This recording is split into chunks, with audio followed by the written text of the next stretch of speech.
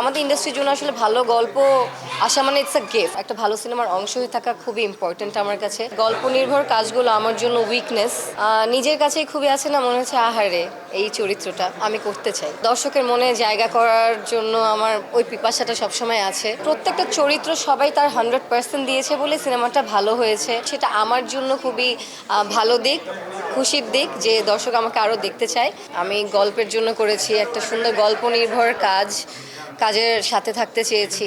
আমার যে চরিত্রটা সেটা আমার একটা লিস্টে ছিল যে এরকম একটা চরিত্র আমি প্লে করব, এবং আমার মনে হয় যে অ্যাজ অ্যান আর্টিস্ট আমার দায়িত্ব একটা সিনেমাকে কমপ্লিমেন্ট করা, সিনেমাটা একটা ভালো সিনেমা যাতে আরও ভালো হয় সেটা নিশ্চিত করা।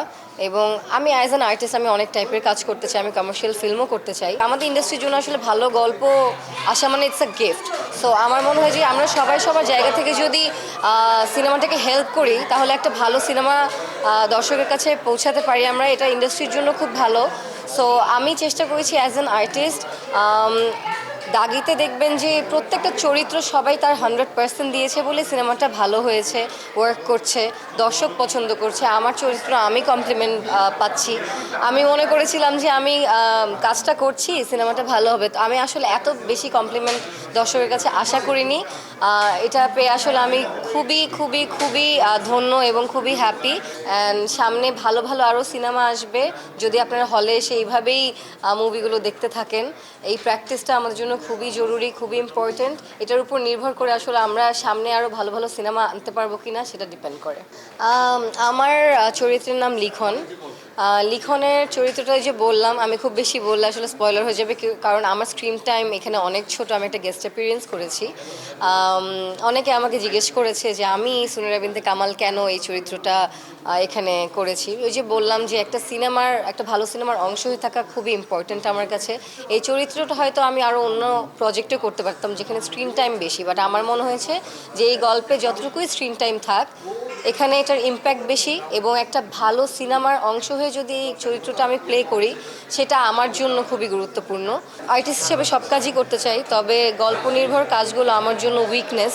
সো আমার জন্য গল্প খুবই ইম্পর্ট্যান্ট। আমি যখন স্ক্রিপ্ট পড়ে গল্পটা টাচ করতে পারি, যেমন আমি দাগের স্ক্রিপ্টটা যখন পড়েছি আমি নিজে আমার গুজবাম্পস হয়েছে, আমি নিজে ইমোশনাল হয়ে গিয়েছিলাম।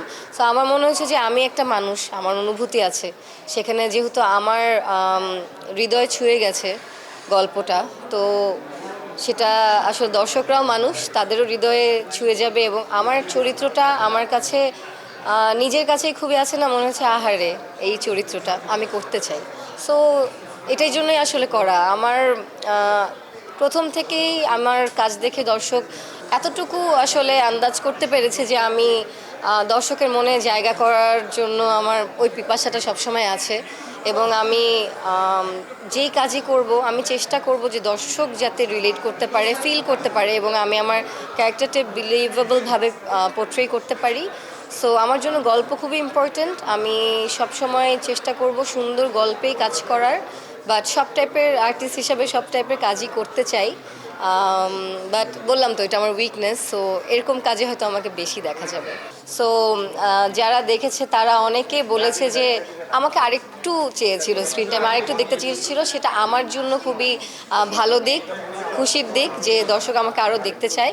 সো হোপফুলি আমি সামনে এমন কাজ নিয়ে আসতে পারবো যেখানে দর্শক আমাকে আরও আরও আরও বেশি দেখতে পারবে। ধন্যবাদ।